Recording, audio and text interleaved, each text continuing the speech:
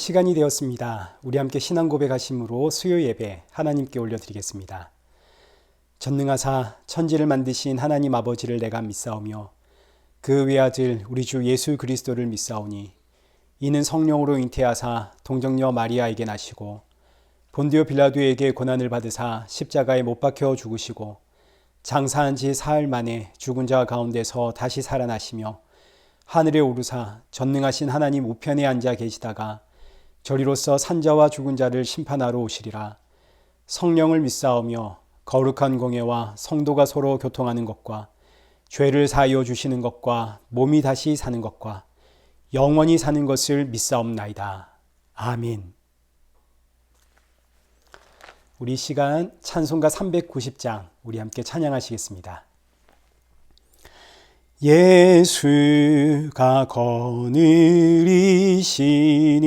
즐겁고 평안하구나. 주야의 자고 깨는 것 예수가 거느리시네. 주날 항상 돌보시고 날 친히 거느리시네. 주날 항상 돌보시고 날 친히 거느리시네. 때때로 괴로움 당하면 때때로 기쁨 누리네. 풍파 중에 지키시고 평안히 인도하시네.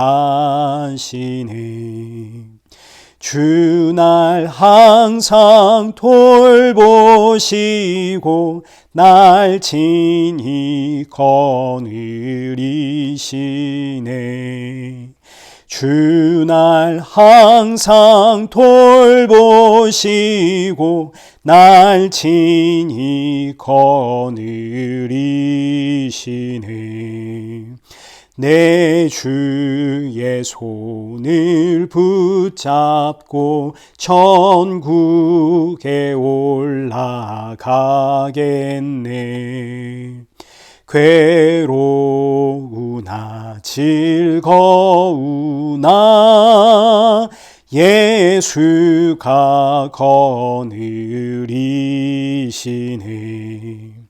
주날 항상 돌보시고 날 친히 거느리시네. 주날 항상 돌보시고 날 친히 거느리시네. 이 세상 이별할 때에 마귀의 권세 이기네. 천국에 가는 그 길도 예수가 거느리시네. 주날 항상 돌보시고 날 친히 거느리시네. 주날 항상 돌보시고 날 친히 거느리시네. 아멘.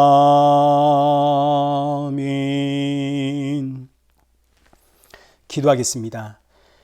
참 좋으신 하나님 아버지, 오늘도 수요 예배를 기억하고 이 예배의 자리로 우리의 걸음을 인도하심에 감사를 드립니다.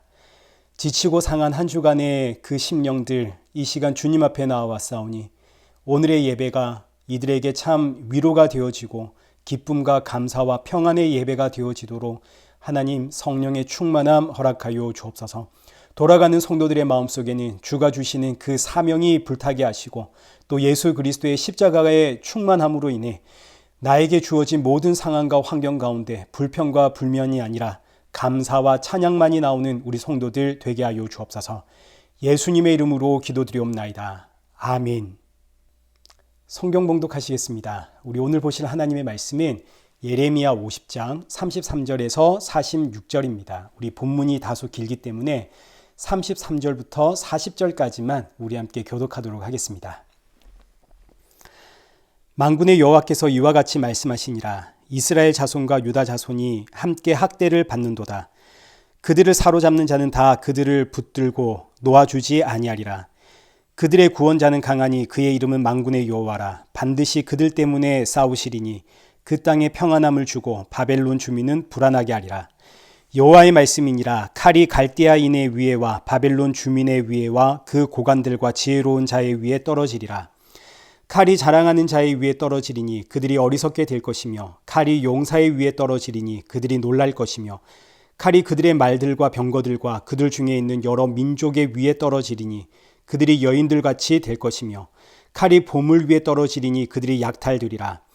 가뭄이 물 위에 내리어 그것을 말리리니 이는 그 땅이 조각한 신상의 땅이요 그들은 무거운 것을 보고 실성하였음이니라. 그러므로 사막의 들짐승이 승냥이와 함께 거기에 살겠고 타조도 그 가운데 살 것이요 영원히 주민이 없으며 대대에 살 자가 없으리로다. 여호와의 말씀이니라. 하나님께서 소돔과 고모라와 그 이웃 성읍들을 뒤엎듯이 거기에 사는 사람이 없게 하며 그 가운데에 머물러 사는 사람이 아무도 없게 하시리라. 아멘. 오늘 본문은 예레미야 50장 33절에서 46절입니다. 여호와의 칼이라는 제목으로 오늘 본문의 말씀 우리 함께 살펴보도록 하겠습니다. 지난주에는 바벨론이 심판을 받는 이유가 교만 때문이라는 것을 우리 함께 살펴보았습니다. 교만은 모든 죄의 본질입니다. 교만이란 원래 자기 모습보다 자기를 더 높이 포장하는 게 바로 교만입니다. 원래 자신보다 자신을 더 높이 포장하면 이게 바로 거짓 아닙니까? 거짓으로 나를 둘러싸는 것, 이게 바로 교만입니다. 그래서 교만은 거짓이고 사탄을 거짓의 아비라 하는 것이 바로 여기에 있습니다. 사탄은 원래 하나님을 찬양하던 천사 아닙니까?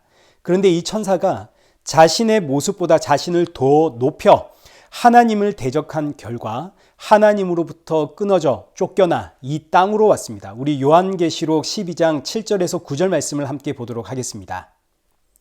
하늘에 전쟁이 있으니 미가엘과 그의 사자들이 용과 더불어 싸울세. 용과 그의 사자들도 싸우나 이기지 못하여 다시 하늘에서 그들이 있을 곳을 얻지 못한지라.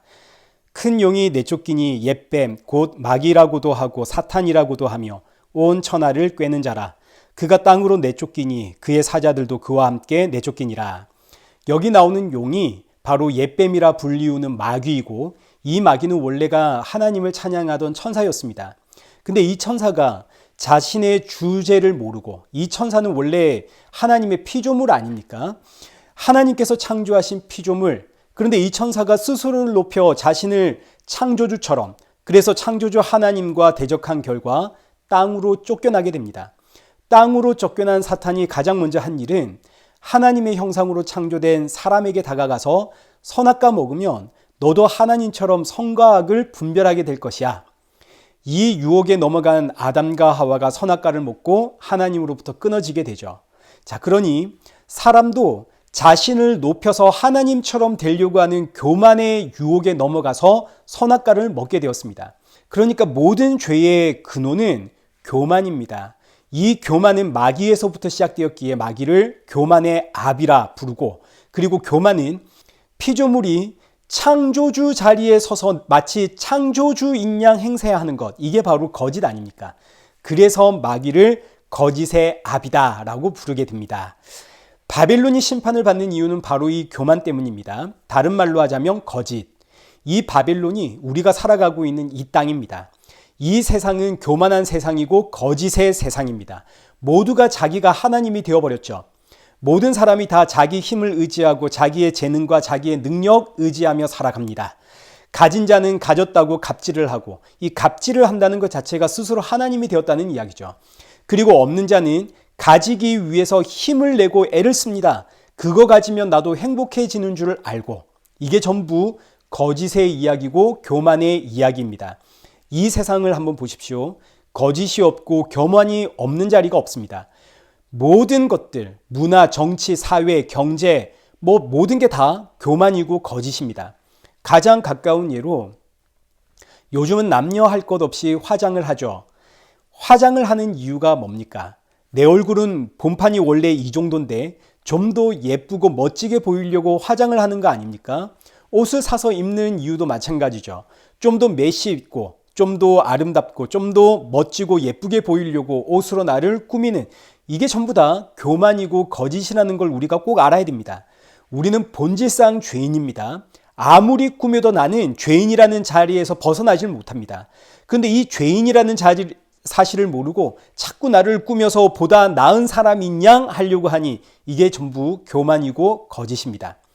오늘 본문은 이러한 바벨론, 거짓되고 교만한 바벨론을 하나님이 무엇으로 심판하시는가에 대한 내용입니다. 우리 35절부터 한번 보겠습니다. 여호와의 말씀이니라. 칼이 갈대아인의 위에와 바벨론 주민의 위에와 그 고관들과 지혜로운 자의 위에 떨어지리라. 자, 지금 이 말씀을 보니까 하나님의 심판은 칼로 하십니다. 하나님의 심판이 갈대아인과 바벨론 주민들과 고관들과 지혜로운 자들 위에 떨어지는데, 이 표현은 바벨론에 사는 모든 인생들은 하나님의 심판의 칼을 피할 방법이 없다라는 뜻입니다. 자, 그리고 우리 36절 보겠습니다. 칼이 자랑하는 자의 위에 떨어지리니 그들이 어리석게 될 것이며 칼이 용사의 위에 떨어지리니 그들이 놀랄 것이며. 자, 여기 36절 말씀을 보니까 하나님의 칼이 어떤 역할을 하는지를 우리에게 알려줍니다. 하나님의 칼이 자랑하는 자들 위에 떨어지면 그들이 어리석게 되고, 하나님의 칼이 용사 위에 떨어지면 그들이 놀라게 됩니다. 여기서 놀란다는 표현은 약해졌다는 뜻입니다. 용사는 강한 자 아닙니까? 강한 자들에게 하나님의 칼이 떨어지니 그들이 약한 자가 되더라. 우리 37절도 보십시오. 칼이 그들의 말들과 병들과 그들 중에 있는 여러 민족 위에 떨어지리니 이들이 여인들 같이 될 것이며 칼이 보물 위에 떨어지리니 그들이 약탈되리라. 하나님의 칼이 바벨론의 말과 병거들, 이건 힘을 상징하는 겁니다. 여기에 하나님의 칼이 떨어지니 그들이 마치 여인들처럼 되고, 여인들은 약자 아닙니까? 칼이 그리고 보물 위에 떨어지니 보물이 아무런 가치, 의미를 가지지 못하게 되더라. 자, 38절도 보겠습니다. 가뭄이 물 위에 내리어 그것을 말리리니, 여기서 가뭄이라고 하는 단어는 언어 유희입니다. 가뭄이라고 하는 단어는 호렙인데 이 호렙이라는 발음이 칼을 뜻합니다. 그러니까 칼이 물 위에 떨어지니 물이 말라버리더라. 자, 그러면 이제 대체 하나님의 칼이 뭐길래 이 하나님의 칼이 자랑하는 자들 위에 떨어지니 그 자랑하는 자들이 어리석어지고, 하나님의 칼이 강한 자들 위에 떨어지니 강한 자들이 약자가 되어지고, 하나님의 칼이 보물 위에 떨어지니 보물이 그 가치를 상실하게 되는가? 대체 하나님의 칼은 뭔가? 이 칼에 대한 정확한 표현이 히브리서 4장 12절에 있습니다. 우리 함께 읽도록 하겠습니다. 하나님의 말씀은 살아있고 활력이 있어 좌우의 날선 어떤 검보다도 예리하여 홍과 용과 및 곤절과 괄수를 찔러 쪼개기까지 하며 또 마음의 생각과 뜻을 판단하나니. 자, 여기에 보니까 좌우의 날선 검, 좌우의 날선 그 어떤 칼보다 예리한 것이 바로 뭔가요? 하나님의 말씀이죠. 그러니까 하나님의 말씀이 바로 하나님의 칼이라는 이야기입니다. 자, 그러면 하나님의 말씀은 또 뭘 상징하나요? 이 성경을 뜻합니까? 율법을 뜻하나요? 아니죠. 하나님의 말씀은 바로 예수 그리스도와 그가 십자가에 못 박히신 십자가의 도, 이게 바로 하나님의 말씀입니다. 그래서 고린도전서 1장 8절 말씀을 보시면 십자가의 도가 멸망하는 자들에게는 미련한 것이요 구원을 받은 우리에게는 하나님의 능력이 됩니다. 그리고 나서 27절을 보십시오. 그러나 하나님께서 세상에 미련한 것들을 택하사 지혜 있는 것들을 부끄럽게 하려 하시고, 여기에 오늘 본문의 이야기가 정확하게 등장을 하죠. 하나님의 칼이 지혜 있는 자들에게 떨어지니까 지혜 있는 자가 미련해집니다. 평소에 내가 미련하다 생각했던 자보다 내가 훨씬 미련하다는 사실을 알게 되니까 부끄러워졌다, 이런 이야기입니다. 또 이어지는 말씀, 세상의 약한 것들을 택하사 강한 것들을 부끄럽게 하려 하시며 강한 자들에게 하나님의 칼이 떨어졌습니다.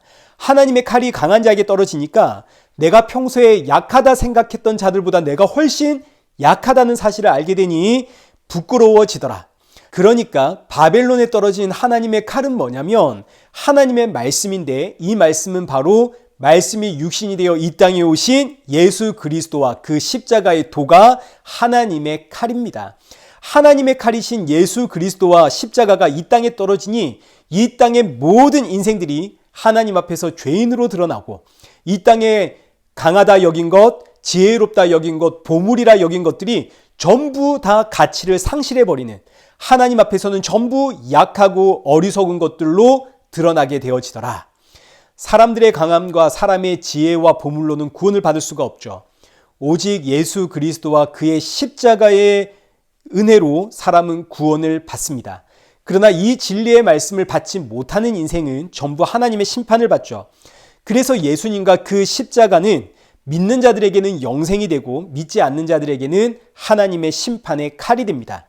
자, 그렇기 때문에 이제 이어지는 본문 41절 보십시오. 보라, 한 민족이 북쪽에서 나오고 큰 나라와 여러 왕이 충동을 받아 땅끝에서 일어나리니, 여기서 한 민족은 바벨론을 멸망시킨 바사와 페르시아 제국을 뜻하지만 그동안 우리가 살펴보았듯이 이 북쪽에서 오는 나라는 바로 하나님의 나라로 표현되어지는 예수 그리스도입니다. 예수님과 그로 인해 구원받은 허다한 민족이 땅끝에서부터 일어나 바벨론을 치게 됩니다. 44절 보십시오. 보라, 사자가 요단의 깊은 숲에서 나타나듯이 그가 와서 견고한 처소를 칠 것이라. 내가 즉시 그들을 거기에서 쫓아내고 택한 자를 내가 그 자리에 세우리니, 나와 같은 자 누구며 출도하라고 나에게 명령할 자가 누구며 내 앞에 설 목자가 누구냐? 자, 여기서 바벨론을 멸망시킨 분이 누구인지가 명확하게 드러납니다. 바벨론을 멸망시키고 내가 택한 자를 그 자리에 세우시는 분, 그분이 바로 여호와 하나님이요 예수 그리스도입니다. 그런데 그 다음에 이어지는 본문이 이제 중요합니다. 하나님께서 이렇게 칼을 들어 바벨론을 심판하시는 것은 누구를 위함인가? 33절과 34절, 오늘 본문의 결론입니다. 만군의 여호와께서 이와 같이 말씀하시니라. 이스라엘 자손과 유다 자손이 함께 학대를 받는도다. 그들을 사로잡는 자는 다 그들을 붙들고 놓아주지 아니하리라. 그들의 구원자는 강하니 그의 이름은 만군의 여호와라. 반드시 그들 때문에 싸우시리니 그 땅에 평안함을 주고 바벨론 주민은 불안하게 하리라. 바벨론을 멸망시키는 분은 만군의 여호와입니다. 그런데 만군의 여호와는 무엇을 위해 바벨론과 싸우는가? 여기 34절을 보니까 하나님이 자기 백성들 때문에 바벨론과 싸운다 하시죠. 33절에 기록되어 있는 것처럼 지금 하나님의 백성들은 바벨론에 사로잡혀 있고 바벨론은 이들을 놓아주지를 않습니다.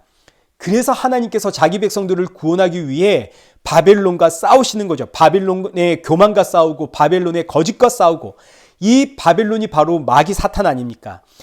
아담과 하와의 선악과 사건 이후로 이 땅의 공중 권세를 잡은 마귀가 이 땅에서 왕노릇하고, 우리는 태어나면서부터 그 마귀 사탄에 붙잡혀 한평생을 죄와 거짓과 교만의 종노릇하고 있습니다.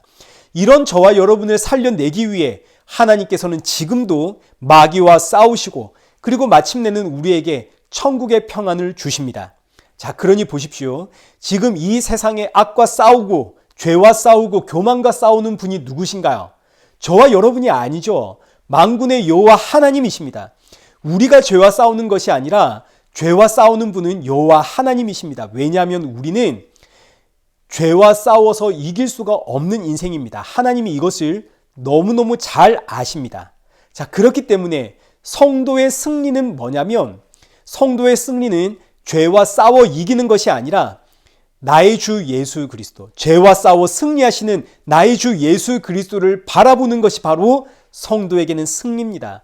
왜냐하면 나는 죄를 못 이기거든요. 오늘도 유혹 앞에 넘어집니다. 지었던 죄 또 짓고 늘 반복하는 어리석음과 연약함이 내 안에 있습니다. 하나님이 이런 나를 너무나 잘 아시죠. 그래서 하나님은 지금도 이런 나를 붙잡고 십자가에서 그 보혈의 피를 흘리고 계시는 겁니다. 내 안에서 터져 나오는 수많은 죄와 세상 유혹 앞에 너무나 무기력한 나를 예수 그리스도의 십자가의 보혈이 지금도 덮고 있습니다. 이게 하나님의 싸움입니다. 그 예수님을 바라보는 것이 성도에게는 승리가 되는 거죠. 무엇보다 하나님께서 이렇게 죄와 싸우시는 이유는 바로 우리 때문이라는 사실, 나 때문이라는 사실을 여러분 잊어서는 안 됩니다. 저와 여러분을 살리기 위해 만군의 여호와 하나님은 지금도 죄와 싸우십니다. 우리가 죄와 싸워 이길 수 있다면 여호와 하나님이 지금 우리를 위해서 피 흘릴 이유가 없으시죠. 그러니 지금도 피를 흘리며 나를 감싸고 계시는 그 예수 그리스도 앞에 우리가 할 수 있는 것은 찬양과 경배뿐입니다. 그리고 우리에게 주신 사명, 지금 내가 너를 위해 피 흘리고 있다는 이 십자가의 증인이 되어라는 이 사명을 감당할 뿐입니다. 사랑하는 성도 여러분, 이 한 주 참 지치고 힘든 일들이 많습니다. 자녀들도 내 뜻대로 안 되고 직장에 가도 사람들과의 관계 때문에 힘이 들고 또 뭐 하나 내 뜻대로 내 마음대로 되는 일들이 없습니다. 그러나 그렇기에 예수님이 지금 나를 붙잡고 피를 흘리고 계시다는 사실을 잊지 마십시오. 내가 얼마나 내 뜻대로 살고 싶어하는 인생인지를 예수님이 너무너무 잘 알고 계시기 때문에 지금도 나를 붙잡고 그 피로 내 안의 모든 죄와 악과 교만을 덮고 계십니다. 이 사실을 꼭 기억하시고 나를 붙잡고 계시는 그 예수님 때문에 오늘의 삶을 감사할 수 있고 찬양할 수 있고 그리고 이 모든 환경에서 예수님의 십자가의 증인으로 살아갈 수 있는 그런 복된 저와 여러분 되시기를 축원합니다. 우리 함께 기도하겠습니다. 살아계신 하나님 아버지, 우리는 이 바벨론이라는 세상에서 너무너무 무기력하고 연약합니다. 세상이 유혹하는 것들 가지고 싶고 쟁취하고 싶습니다. 내 뜻대로 이루어지는 세상에서 살고 싶습니다. 그러나 그래서 예수님 나를 대신하여 죄와 싸우시며 그 보혈의 피로 나를 감싸십니다. 이 사실이 오늘 이 말씀을 듣는 모든 성도들에게 위로가 되고 은혜가 되고 기쁨이 되고 감사가 되고 평안이 되게 하시어 지금도 나를 붙잡고 피 흘리고 계시는 예수 그리스도의 증인으로 오늘을 살아가는 성도가 되어지도록 성령의 충만함 부어 주옵소서. 세상이 아니라 눈을 들어 주의 나라와 주님 다시 오실 그날을 사모하며 살아가는 마라나타의 성도가 되는 믿음 허락하여 주옵소서. 예수님의 이름으로 기도드리옵나이다. 아멘. 이제는 우리 주 예수 그리스도의 은혜와 성부 하나님의 크신 사랑과 성령 하나님의 위로교통 충만하심이 날 향한 하나님의 사랑과 은혜에 감사와 찬양으로 화답하며 주신 사명 충성하며 주님 오실 그날 사모하며 살아가는 우리 일회교회와 성도들과 온 세계 교회 머리머리 위에 이제로부터 영원토록 함께 있을지어다. 아멘.